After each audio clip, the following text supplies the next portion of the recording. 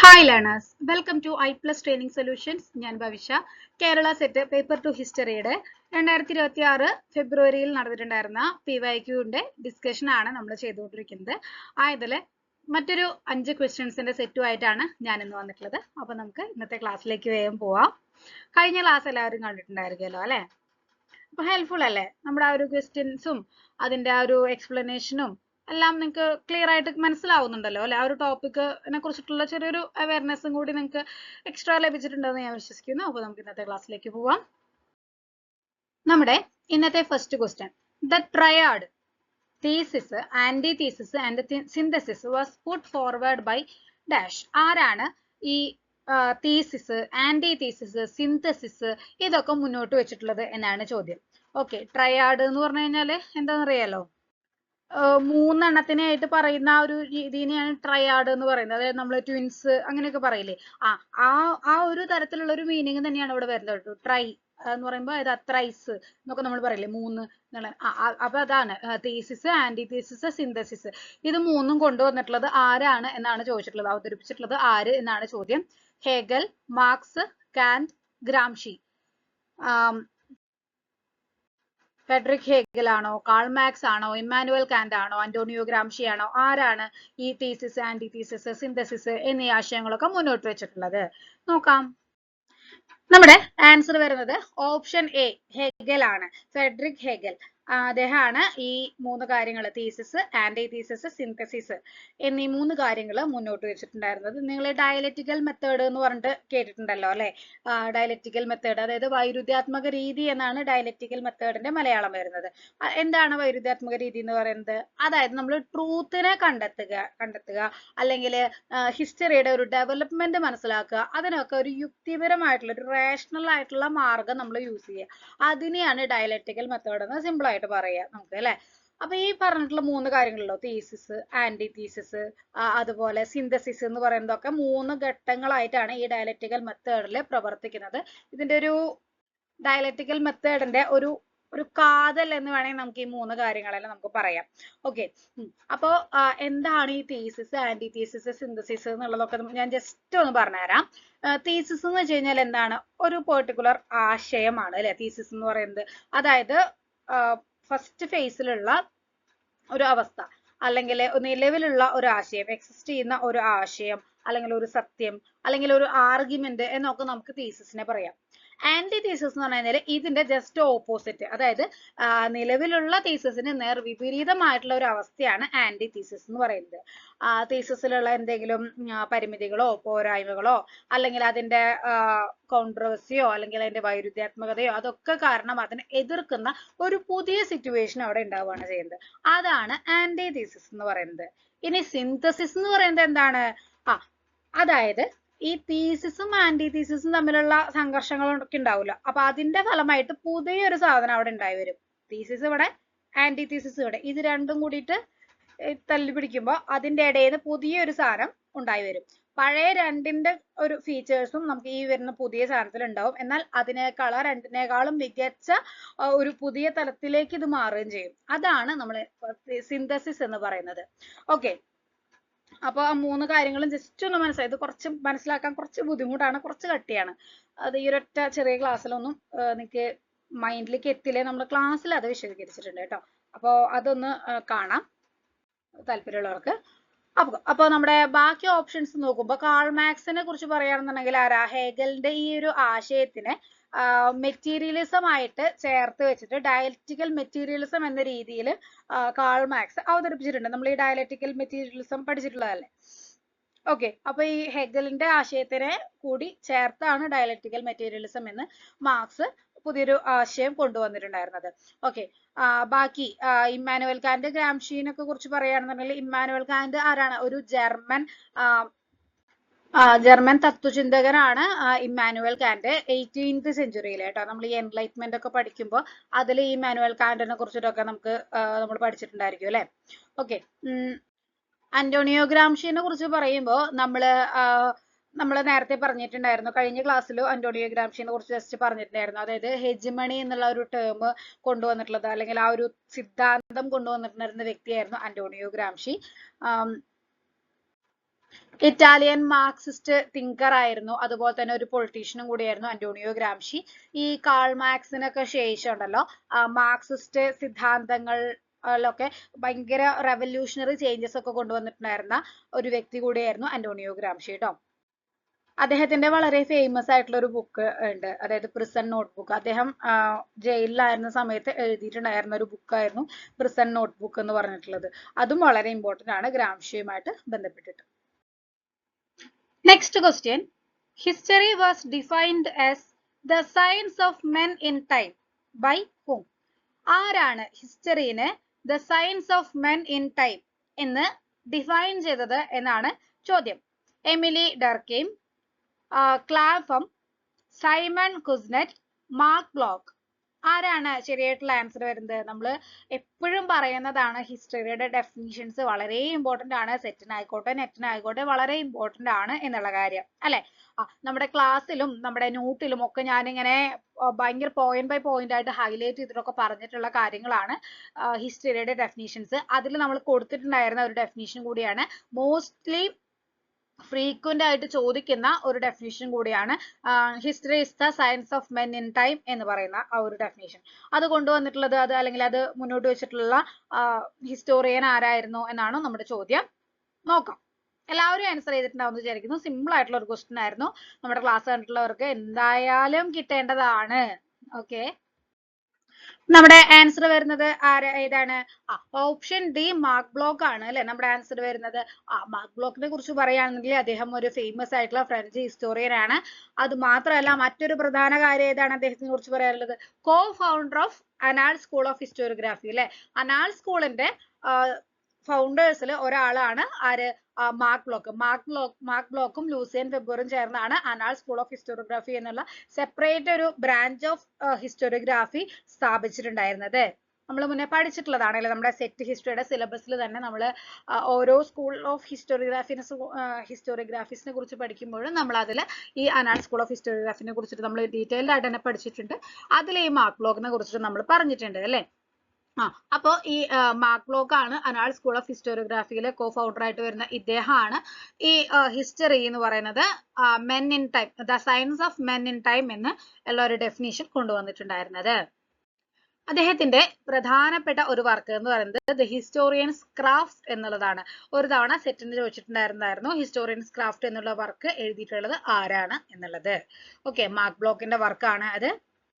മറ്റു ഓപ്ഷൻസിലേക്ക് പോവാണെന്നുണ്ടെങ്കിൽ എമിൽ ദുർക്കെയിമിനെ കുറിച്ച് പറയുകയാണെന്നുണ്ടെങ്കിൽ അദ്ദേഹം ഫൗണ്ടിങ് ഫാദർ ഓഫ് സോഷ്യോളജി എന്നാണ് അറിയപ്പെടുന്നത്. Founding father of sociology who focused on social fact and structures.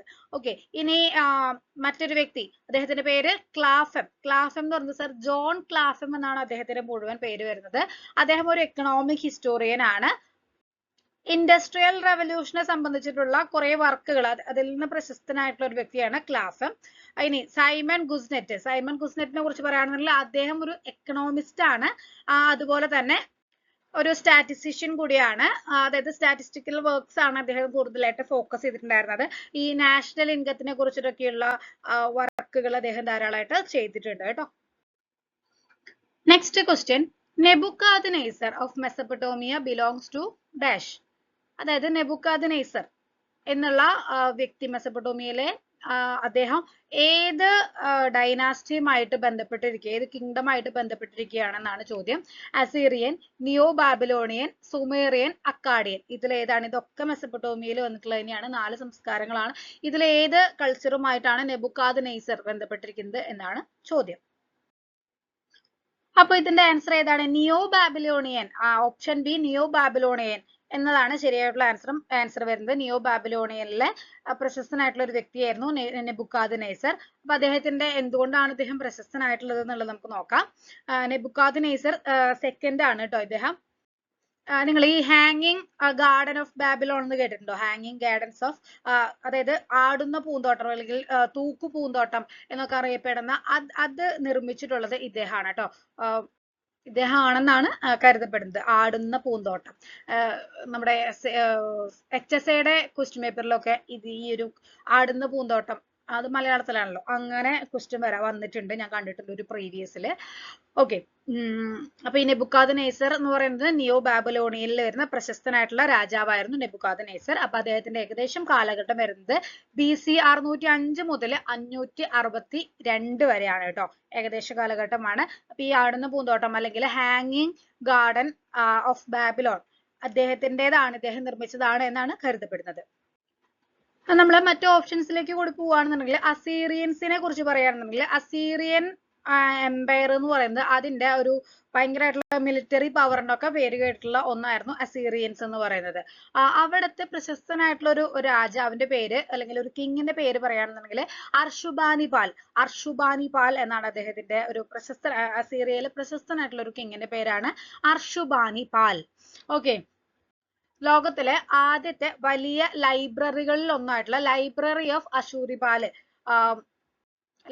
Of അഷുർബാനിപാൽ സ്ഥാപിച്ചിട്ടുള്ളത് ഇദ്ദേഹമാണെന്നാണ് കരുതപ്പെടുന്നത്. ഇനി അസീറിയയിലെ മറ്റൊരു പ്രധാനപ്പെട്ട ഒരു അസീറിയൻ കിങ് ആണ് സെന്നാചെറിബ്.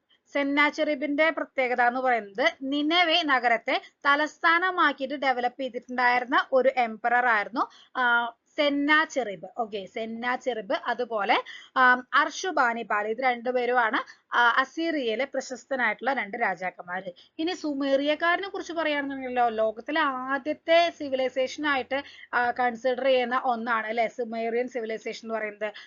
അവിടുത്തെ ഗിൽഗമേഷിനെ കുറിച്ച് പറയുകയാണെന്നുണ്ടെങ്കിൽ എന്താണ്, ഉറൂക്ക് എന്നുള്ള സിറ്റിയിലെ ഐതിഹാസികമായിട്ടുള്ള ഒരു രാജാവായിരുന്നു ആര്, ഗിൽഗമേഷ്. എപ്പിക് ഓഫ് ഗിൽഗമേഷ് എന്ന് നിങ്ങൾ കേട്ടിട്ടില്ലേ? മെസോപ്പൊട്ടേമിയൻ സിവിലൈസേഷൻ പഠിക്കുമ്പോൾ എപ്പിക് ഓഫ് ഗിൽഗമേഷ് എന്നൊക്കെ നമ്മൾ പഠിച്ചിട്ടുണ്ടായിരിക്കും. വളരെ ചെറിയ ക്ലാസ്സിൽ തൊട്ടേ ഈ ഒരു പേര് എപ്പിക് ഓഫ് ഗിൽഗമേഷ് എന്നൊക്കെ നിങ്ങൾ പഠിച്ചിട്ടുണ്ടായിരിക്കും. ലോകത്തിലെ ആദ്യത്തെ സാഹിത്യ കൃതിയായിട്ടാണ് എപ്പിക് ഓഫ് ഗിൽഗമേഷ് അറിയപ്പെടുന്നത്. അത് ഇദ്ദേഹത്തിന്റെ പേരിലുള്ളതാണ്. അപ്പൊ അത്രയും പ്രശസ്തനാണ് അദ്ദേഹം എന്നുള്ളത് ഒന്ന് ഓർമ്മയിൽ വെക്കുക. ഇനി മെസോപ്പൊട്ടേമിയയിലെ ഈ സുമേറിയൻ കൾച്ചറിലെ മറ്റൊരു പ്രശസ്തനായിട്ടുള്ള രാജാവാണ് ഇയാനാതുമം. ഓക്കെ, ലഗാഷ് നഗരം ഭരിച്ചിട്ടുണ്ടായിരുന്ന ശക്തനായിട്ടുള്ള രാജാവായിരുന്നു ഇയാനാതുമം. ഓക്കെ, ഇനി അക്കാഡിയൻസിനെ കുറിച്ച് പറയുകയാണെന്നുണ്ടെങ്കിൽ ലോകത്തിലെ ആദ്യത്തെ സാമ്രാജ്യം സ്ഥാപിച്ചത് അക്കാഡിയൻസ് ആണെന്നാണ് പറയപ്പെടുന്നത്. ഓക്കെ, ആദ്യത്തെ സംസ്കാരം എന്ന് പറയുന്നത് സുമേറിയൻ ആയിരുന്നു. ആദ്യത്തെ സാമ്രാജ്യം സ്ഥാപിച്ചിട്ടുള്ളത് അക്കാഡിയൻസ് ആണെന്നാണ് പറയുന്നത്. ഇവിടുത്തെ Sargon of Akkad, okay, Sargon the great എന്നാണ് അറിയപ്പെടുന്നത്. അതായത് ഭയങ്കരമായിട്ട് ഇങ്ങനെ സ്കാറ്റേർഡ് ആയിട്ട് കിടന്നിട്ടുണ്ടായിരുന്ന സുമേറിയൻ നഗരങ്ങളെയൊക്കെ കൂട്ടിയിണക്കി ലോകത്തിലെ ആദ്യത്തെ ഒരു സാമ്രാജ്യം അക്കാഡിയൻ എംപയർ പടുത്തുയർത്തിയിട്ടുണ്ടായിരുന്നത് സർഗോൺ ആണെന്നാണ് പറയപ്പെടുന്നത്. ഇനി നരാംസിൻ എന്ന് പറയുന്നത് സർഗോണിന്റെ മകന്റെ പേരക്കുട്ടിയായിരുന്നു കേട്ടോ. സ്വയം ഗോഡ് എന്ന് വിശേഷിപ്പിച്ചിട്ടുണ്ടായിരുന്ന ആദ്യത്തെ മെസപ്പൊട്ടേമിയൻ ഭരണാധികാരികളിൽ ഒരാളായിരുന്നു ആര്, നരംസിൻ എന്ന് പറയുന്ന വ്യക്തി. ക്ലിയർ ആണല്ലോ? Next question, who was the finance minister in the interim government of 2nd September 1946? 1946-ല് 2nd September 1946-ലെ ഇന്ററിം ഗവൺമെന്റിന്റെ ഫിനാൻസ് മിനിസ്റ്റർ ആരായിരുന്നു? ഇടക്കാല ഗവൺമെന്റിന്റെ ഫിനാൻസ് മിനിസ്റ്റർ ആരായിരുന്നു എന്നാണ് ചോദ്യം. Liaquat Ali Khan, Jagjivan Ram, doctor John Mathai, Asaf Ali. 4 options ഉണ്ട്. ഇതിൽ ഏതാണ് ശരിയായിട്ടുള്ള ഇന്ററിം ഗവൺമെന്റിന്റെ ഫിനാൻസ് മിനിസ്റ്റർ ആയിട്ട് ഉണ്ടായിരുന്നത് എന്നാണ് ചോദ്യം. ഓപ്ഷൻ എ ലിയാഖത്ത് അലി ഖാൻ ആണ് ശരിയായിട്ടുള്ള ആൻസർ വരുന്നത്. ഓക്കെ, 2nd September 1946-ലെ ഇന്ററിം ഗവൺമെന്റ് എന്ന് പറഞ്ഞാൽ എന്താണ്, ഇടക്കാല ഗവൺമെന്റ്, അതിലെ ഫിനാൻസ് മിനിസ്റ്റർ ആരായിരുന്നു? ലിയാഖത്ത് അലി ഖാൻ ആയിരുന്നു. അപ്പൊ ഈ ഇന്ററിം ഗവൺമെന്റിനെ കുറിച്ചിട്ട് നമുക്ക് ജസ്റ്റ് ഒന്ന് പറയാം. 1946 സെപ്റ്റംബർ 2-നാണ് ഈ ഒരു ഇന്ററിം ഗവൺമെന്റ് നിലവിൽ വന്നിട്ടുണ്ടായിരുന്നത്. വൈസ്രോയിയുടെ എക്സിക്യൂട്ടീവ് കൗൺസിലില് വൈസ് പ്രസിഡന്റ് ആയിട്ട് ജവഹർലാൽ നെഹ്റു ആണ് ചുമതലയേറ്റിട്ടുണ്ടായിരുന്നത്. അപ്പോ ഈ ഇടക്കാല ഗവൺമെന്റ് എന്ന് പറയുമ്പോൾ നമുക്ക് ആ ഒരു ടൈം ഒന്ന് നോക്കൂ. 2nd September 1946 ആണ് അല്ലെ. അതായത് നമുക്ക് സ്വാതന്ത്ര്യം ലഭിക്കുന്നത് എന്താണ്, ഇതിൽ നിന്ന് കറക്റ്റ് ഒരു വർഷം കഴിഞ്ഞിട്ടാണ് സ്വാതന്ത്ര്യം ലഭിക്കുന്നത്. അപ്പൊ ബ്രിട്ടീഷുകാരിൽ നിന്ന് സ്വാതന്ത്ര്യം ലഭിക്കാറായിട്ട് ഇങ്ങനെ ദിപ്പ് കിട്ടുന്നുള്ള ലെവലിൽ നിൽക്കുകയാണ്. അപ്പൊ ആ ഒരു സമയത്ത് ഒരു ഇടക്കാല ഗവൺമെന്റിനെ നിയമിച്ചിട്ടുണ്ടായിരുന്നു. ആ ഒരു ഇടക്കാല ഗവൺമെന്റ് ഫിനാൻസ് മിനിസ്റ്റർ ആയിരുന്നു ലിയാഖത്ത് അലി ഖാൻ.